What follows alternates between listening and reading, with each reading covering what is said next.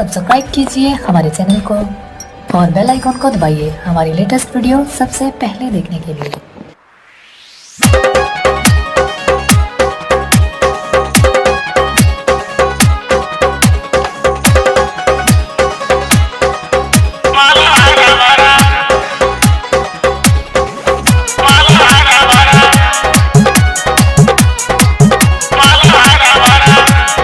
एना किया लट लट करे छिगे अंग्रेजी फट फट बोले छिगे। एना किया लट लट करे छिगे अंग्रेजी फट फट बोले छिगे। तोरा नहीं छौ लाज शरम छौरी छी तू बड़ा बेशरम। आइ काल भेल छै मोहल्ला गरम माला हरा भरा। छौरी का नहीं छै ककरो से गम माला हरा भरा। आइ काल भेल छै मोहल्ला गरम माला हरा भरा। एना किया लट लट करे छिगे अंग्रेजी फट फट बोले छिगे। एना किया लट लट करे छिगे अंग्रेजी फट फट बोले छिगे।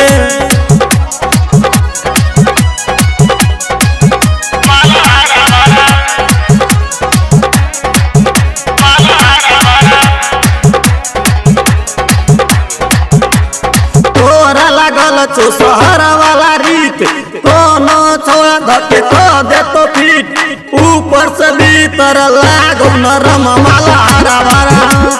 आइ काल भेल छै मोहल्ला गरम माला हरा भरा। आइ काल भेल छै मोहल्ला गरम माला हरा भरा। एना किया लट लट करे छिगे अंग्रेजी फट फट बोले छिगे। एना किया लट लट करे छिगे अंग्रेजी फट फट बोले छिगे।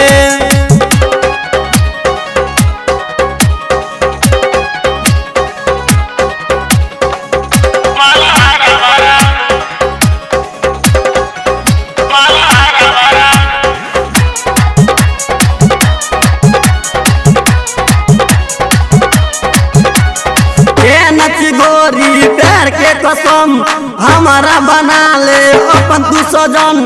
डोली में बैठा के लो जेबो हम माला हरा भरा। आइ काल भेल छै मोहल्ला गरम माला हरा भरा। आइ काल भेल छै मोहल्ला गरम माला हरा भरा। एना किया लट लट करे छिगे अंग्रेजी फट फट बोले छिगे। एना किया लट लट करे छिगे अंग्रेजी फट फट बोले छिगे।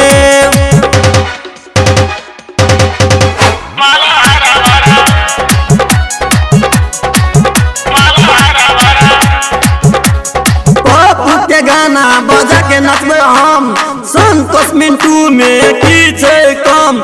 डीजे सरवन में छै बरदम माला हरा भरा।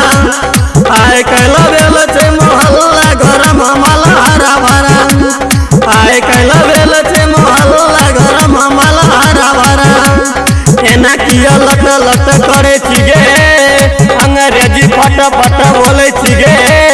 एना किया लट लट करे छिगे अंग्रेजी फट फट बोले छिगे।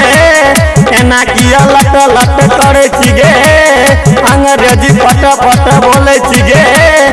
एना किया लट लट करे छिगे अंग्रेजी फट फट बोले छिगे।